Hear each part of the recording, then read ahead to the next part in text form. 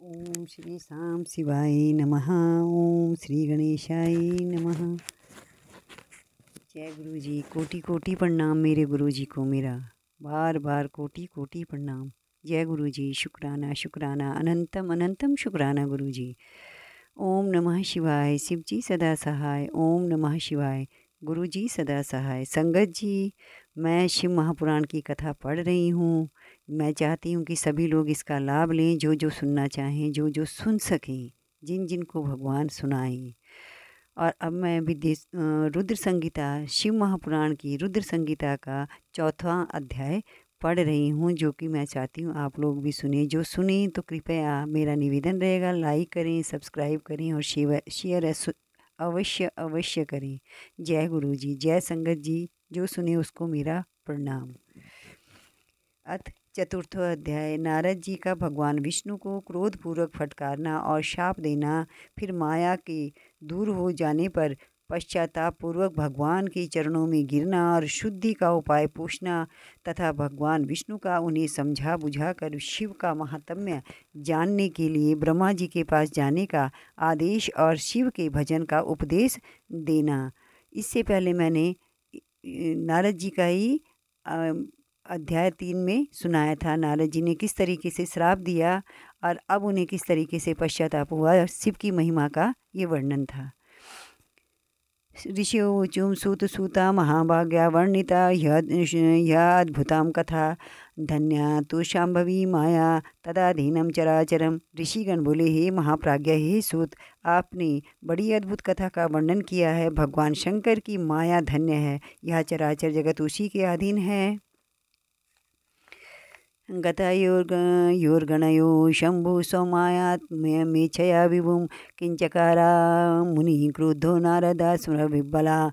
भगवान शंकर की वे दोनों गण जब अपनी इच्छा से कहीं अन्यत्र चले गए, तब काम विबल और अपमान से क्रुद्ध मुनि नारद ने क्या किया। सूतोवाच विमोहितो मुनिर्दत्त्वा तयो शापं यथोचितं जले मुखं निरीक्षाथ स्वरूपं गिरीशेच्छयां शिवेच्छया न प्रबुद्धा स्मृत्वा हरिकृताच्छलं क्रोधं दुर्विषहं कृत्वा विष्णुलोकं जगामः। उवाच वचनं क्रुद्धं सम्मिधा इव पावकां दुरिक्तं गर्वितं व्यंगम नष्टज्ञाना सवेच्छयां। सूजी बोले, शिव की इच्छा से विमोहित उस राजकुमारी के प्रति विशेष आसक्ति होने के कारण अन्य अर्थ अनर्थ के ज्ञान से रहित मुनि ने उन दोनों को यथोचित शाप देकर जल में अपना मुख और स्वरूप देखा। शिव इच्छा के कारण उन्हें ज्ञान नहीं हुआ और विष्णु के द्वारा किए गए छल का स्मरण करके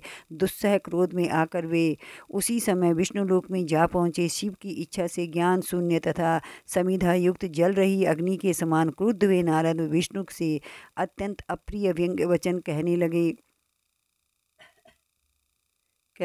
नारदो वाच, हे हरे, तुम महादुष्टम कपटी विश्वमोहना प्रोत्साहम न सहसे मायावी मलिनाशयां मोहिनं रूपमादाय कपटं कृतवान् पुराम् असुरेभ्यो पाययसं वारुणीमामृतं नहिं चेत्पिन्बेनं विषं रुद्रं दयं कृत्वा महेश्वरं भविन्नष्टाखिला माया तया व्याजरते हरे गति सा कपटा ते अति प्रियं विष्णु विशेषतां साधु स्वभावाना भावन् स्वतंत्रा प्रभुना कृतं समुचितं नैवा शिवेन परमात्मनां तत्प्रभावबलं ध्यातं स्वतंत्रा कृतिकारकं तद्गतिं सुसमाज्ञाय पश्चात्तापमावापसा विप्रं सर्वोपरि प्राह सोक्तं वेद प्रमाणकृतः यज्ञान्त्वाहं हरे त्वाध्यां शिक्षयिष्यामि तद्बलात् यथा न कुर्यात् कुत्रापि दृश्यं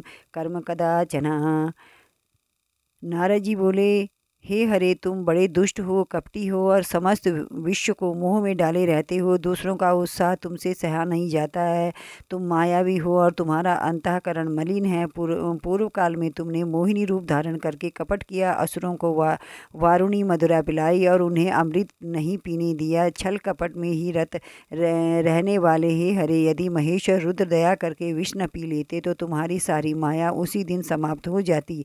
हे विष्णु, कपटपूर्ण चाल तुम्हें अधिक प्रिय है। तुम्हारा स्वभाव अच्छा नहीं है। भगवान शंकर ने तुम्हें स्वतंत्र बना दिया है। परमात्मा शंकर के द्वारा ऐसा करके अब अच्छा नहीं किया गया और तुम उनके प्रभाव बल को जानकर स्वतंत्र होकर कार्य करते रहते हो। तुम्हारी इस चाल ढाल को समझकर अब वे भगवान शिव भी पश्चाताप करते होंगे। अपनी वाणी रूप वेद की प्रामाणिकता स्थापित करने वाले महादेव जी ने ब्राह्मण को सर्वोपरि बताया है। हे हरे, इस बात को जानकर आज मैं बलपूर्वक तुम्हें ऐसी सीख दूंगा जिससे तुम कभी फिर कहीं भी ऐसा कर्म नहीं कर सकोगे।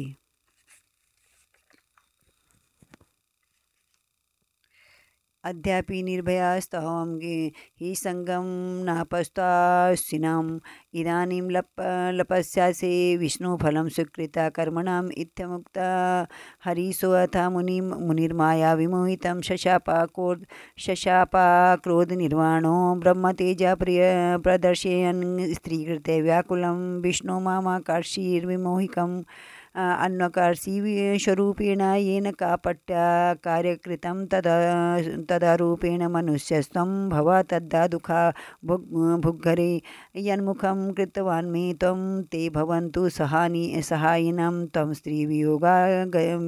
त्वं स्त्रीवियोगजं दुःखं लभस्व परदुःखदां मनुष्या गतिः का प्रायो भवाज्ञानविमोहितम् इति स्तप्त्वा हरिमोहान्नारदो ज्ञानमोहितं विष्णुर्जगाह तं शापं प्रशासनं शाम्भवीमजम्।